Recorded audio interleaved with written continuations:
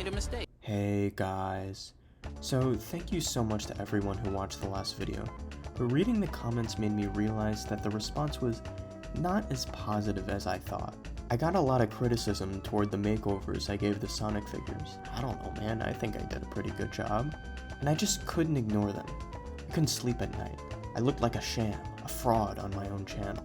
I was so disappointed that all of you didn't love my work. So instead of moving on and forgetting about it, I decided to go back to the figures I painted and fix them up and listen to the criticisms. And I gotta say, you guys were right. So the main criticism was that I made them look too dirty. And to that I say, is it really that bad? But whatever, I think I went a little too hard on it anyway.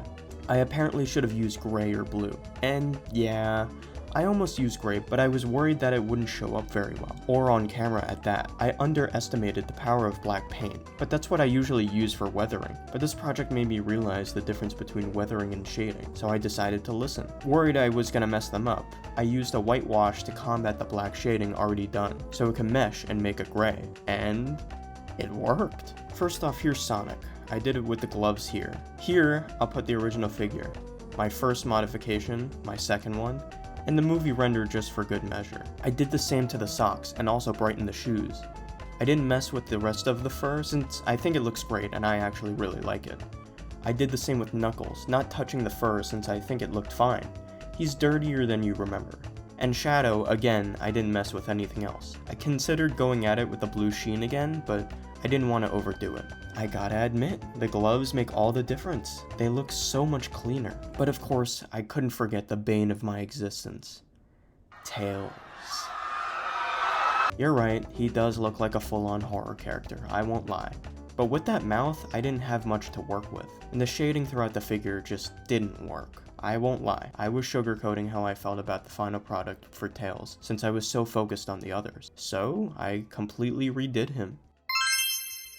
I used a lighter color for the shading, and picked yellow for the main color. Did the same thing with the gloves and socks, and of course, fixed that mouth of his. I cannot overstate how much better this looks.